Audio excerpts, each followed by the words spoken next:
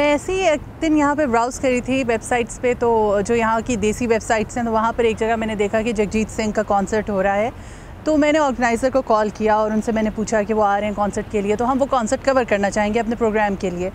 जिस रोज़ हमने उनका कॉन्सर्ट कवर करना था, उस दिन सुबह में उनकी प्रेस कॉन्फ्रेंस थी पहले, जो कि उनके ऑर्गेनाइज़र्स ने अरेंज कराई हुई थी। और हम लोग 12 बजे के करीब में, और मेरा कैमरामैन मंसूर, मुझे याद है, हम लोग निकलने लगे तो अचानक मुझे ऑर्गेनाइज़र का फ़ोन आया आधा घंटा पहले कि जगजीत साहब जो हैं उनको फ़ौरी तौर पे उन्होंने पोस्टपोन कर दिया है सारी कॉन्सर्ट भी और प्रेस कॉन्फ्रेंस भी, और उनको वापस इंडिया जाना पड़ रहा है क्योंकि उनकी बेटी ने वहाँ पर ख़ुदकुशी कर ली थी।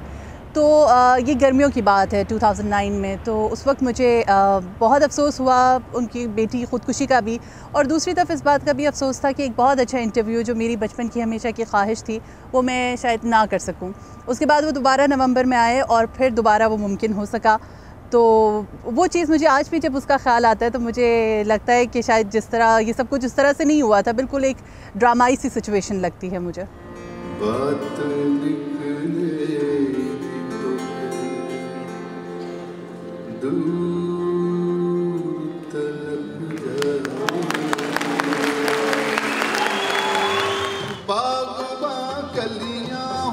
हल्के रंग की भेजनी है। ये बताइएगा कि तेज़ मौसीकी के इस ज़माने में आपका कैरियर 40 साल से ज़्यादा फैला हुआ है, आप किस तरह आपने इस चीज़ को मुमकिन बनाया है कि तब से लेके अब तक लोग आपको उसी शौक़ से सुनते हैं? देखिए, मौसीकी तेज़ हो या फास्ट हो, उसमें कोई फ़र्क नहीं पड़ता है।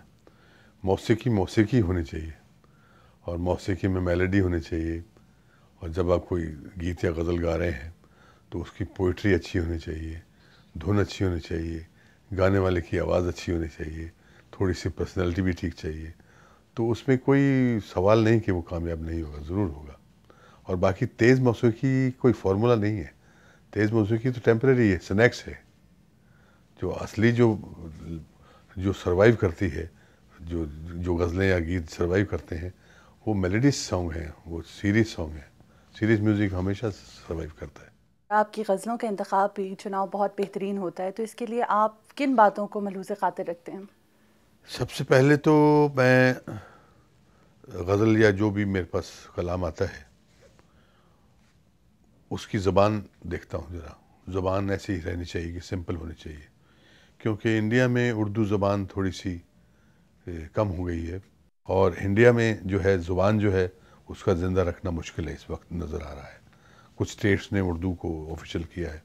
तो सबसे पहले मेरा नज़रिया यही रहता है कि जब भी कोई कलाम आता है तो मैं उसकी लैंग्वेज देखता हूँ कि सिंपल हो, जो आम रोज़मर्रा की ज़ुबान हो, जो मैं अगर गाऊँ तो सामने वाले को, सुनने वाले को समझ आ सके कि मैं क्या कर रहा हूँ।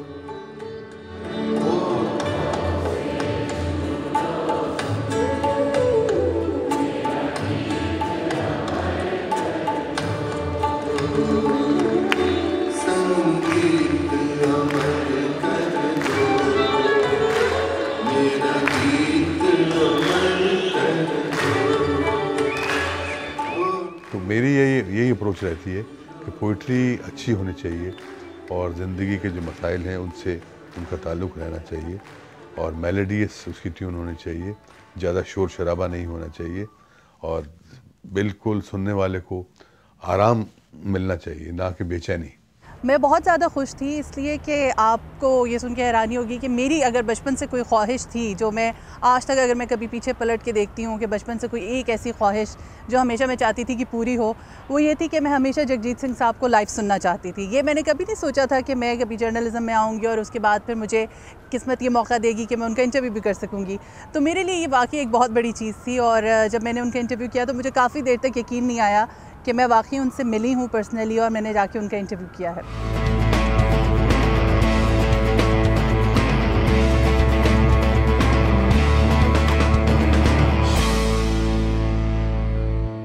आप किसी ख़ास शायर का इंतखाब करते हैं या किसी भी शायर का कलाम हो सकता है? नहीं, शायर कोई भी हो। शायर से इसका नाम, बड़े नाम का शायर है, छोटे नाम का शायर है, उससे कोई ताल्लुक़ नहीं है। उसकी पोइट्री कैसी है वो देखी जाती है। अभी मैं नए शायरों की भी पोइट्री लेता हूँ। अभी मेरी नेक्स्ट एल्बम जो आने वाली है उसमें आलोक श्रीवास्तव एक नए शायर हैं, उनका मैंने एक नज़म लिया है, और नवाज़ देवबंदी हैं, वो हर पुराने शायर हैं लेकिन इतने मशहूर नहीं हैं, उनकी गज़लें मैंने ली हैं। तो ऐसा साथ में जावेद अख्तर की भी ली है, गुलजार साहब की भी ली है, निदा फाजली की भी ली है। तो ऐसा कोई शायर इम्पोर्टेंट नहीं है कि बड़ा नाम होना चाहिए, उसका दम, उसके पोइट्री में दम होना चाहिए। जिस वक्त आपने आज से 40-42 साल पहले गुलकारी का आगाज़ किया था, तब की गुलकारी में और आज की गुलकारी में कोई आपको फ़र्क दिखाई देता है? हाँ, वक्त के साथ धीरे धीरे सब चीज़ चेंज होती है। जब हमने शुरू किया था उस वक्त थोड़ी सी ट्रेडिशनल स्टाइल जिसको कहना चाहिए गायकी थी, मोर क्लोज टू ठुमरी या क्लासिकल स्टाइल। बेगम अख्तर थी, तलत महमूद तो फिल्मी स्टाइल में गज़ल गाते थे, सैगल भी फिल्मी स्टाइल में। बाकी जो नॉन फिल्म सिंगर्स थे जैसे बेगम अख्तर वगैरह, उनकी अपना स्टाइल था, जैसे फरीदा खानम और बेगम अख्तर। फिर मेहंदी हसन साहब आए सीन पे, उन्होंने पूरे डिसिप्लिन्ड सिंगिंग शुरू की, कुछ नॉनसेंस नहीं सिंगिंग में, पूरी डिसिप्लिन्ड सिंगिंग थी। और पोइट्री का उनका जो सिलेक्शन वो भी बड़ा अच्छा था और रेंडरिंग बड़ी अच्छी थी। तो उन्होंने एक ऐसा मकाम बनाया अपना जो कि बड़ा मुश्किल है वहाँ तक पहुँचना। और उसके बाद फिर हमने सबकी जो अच्छाइयाँ थी वो चुन चुन के सिलेक्ट की हैं, उनको कोशिश किया है अडॉप्ट करने का। जगजीत साहब, ये सवाल मेरे जहन में आता है कि जिस ज़माने में आप आए उस ज़माने में गज़ल में बहुत बड़े बड़े नाम थे, जैसा कि आपने अभी बताया, फरीदा खानम थी, मेहदी हसन थे, नूरजहाँ थी, लता थी। उस दौर में आपको मुश्किल नहीं हुआ कि आप अपना एक मुनफरद मकाम बनाते और जिस तरह से आप चले हैं, किस तरह आपने ये मुमकिन बनाया? नहीं, मुश्किल तो नहीं है। आपका जो एम है, जो आपका लक्ष्य जिसको कहते हैं हिंदी में या उर्दू में क्या कहेंगे उसको, आपका जो नज़रिया है वो करेक्ट होना चाहिए। आपका जो तीर है वो, आप लगे ना लगे लेकिन निशाना बांधते रहिए, एक दिन ज़रूर लगेगा आपका जो। क्योंकि मुझे मालूम था कि जो मैं काम कर रहा हूँ वो गलत नहीं कर रहा हूँ, क्योंकि सोच समझ के मैंने ये गज़ल को चुना था, क्योंकि इसमें पोइट्री भी है, मेलोडी भी है, सब है। और उस वक्त कोई इतना दायरा जो गज़ल का था बहुत लिमिटेड था, क्योंकि ये जितने बड़े बड़े सिंगर हैं छोटी छोटी ऑडियंस में गाते थे, 200, 300, 400 लोग में बैठ के, या ड्राइंग रूम्स में इनकी कॉन्सर्ट होती थी। हमने भी वैसे शुरू किया, शुरू में ड्राइंग रूम की कॉन्सर्ट्स की, छोटे छोटे शुरू किए, फिर धीरे धीरे उसको सिंपल बनाया, आम पब्लिक तक, आम जो लोग हैं, एक आम आदमी है, उसकी समझ आनी चाहिए कि हम क्या गा रहे हैं, चाहे वो उर्दू जानता है या नहीं जानता, डजंट मैटर। लेकिन एक ज़ुबान जो रोज़मर्रा की ज़बान जो बोलता है, उस ज़बान में उससे बात की, उस ज़बान में उसकी पोइट्री सुनाई, तो वो एक उसका जो स्क्रीन था, जो गज़ल का जो एक कैनवस था, वो बहुत बड़ा हो गया। सबसे पहले तो ये कि आपको अपना होमवर्क ज़रूर करना चाहिए। जब आप ऐसी किसी पर्सनैलिटी के पास जा रहे हैं जो कि इतने सारे लोग उनके मद्दाह होते हैं, तो आपको उनकी लाइफ हिस्ट्री के बारे में पता होना चाहिए। आपको पता होना चाहिए कि उनका कैरियर कब शुरू हुआ, उनके कैरियर में उतार चढ़ाव किस तरह से आए, या उन्होंने जो गाने वगैरह गाए हुए हैं आपको उनके बारे में अच्छा खासा मालूम होना चाहिए, ताकि जब आप उनसे गुफ्तगू करें तो गुफ्तगू के सिरों के अंदर से आप मज़ीद सवालात निकाल सकें, उनसे बात कर सकें, बात को आगे बढ़ा सकें।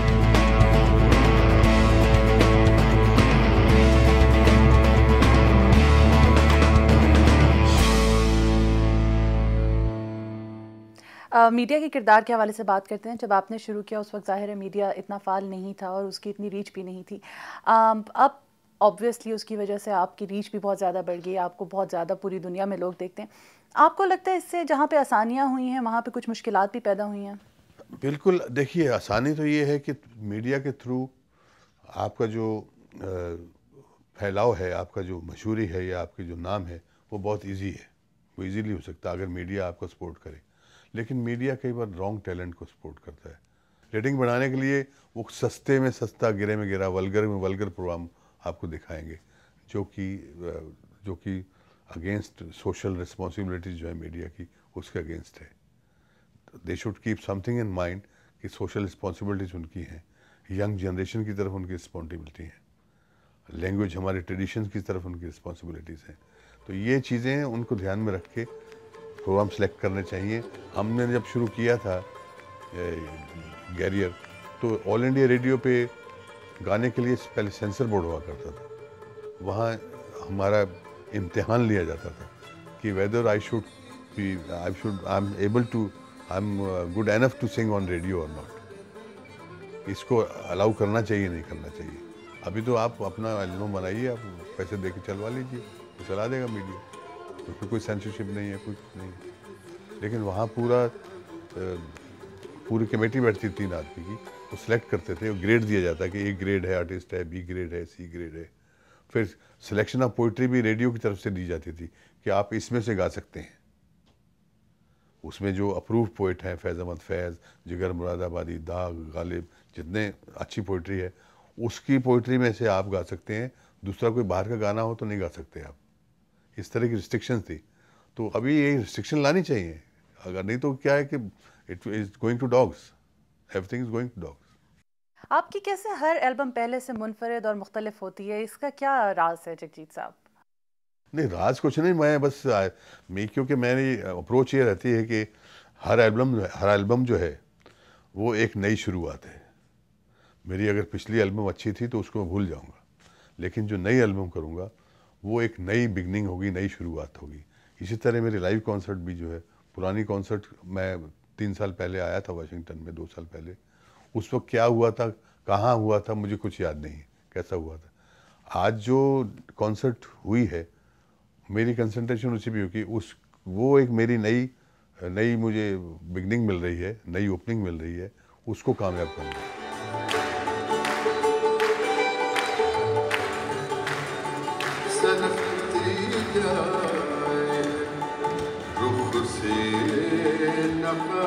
एक तरह से बहुत एक तमानियत का एहसास होता है।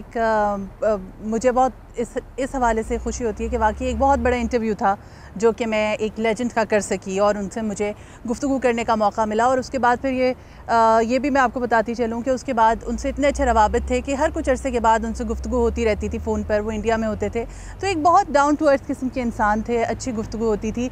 ये दुख हमेशा रहेगा अपनी जगह पे कि हमने उन्हें शायद बहुत जल्दी खो दिया, और शायद उर्दू गज़ल में अब उस किस्म का कोई सिंगर हमें दोबारा इतनी जल्दी या शायद मुस्तकबिल में शायद कभी भी ना मिल सके।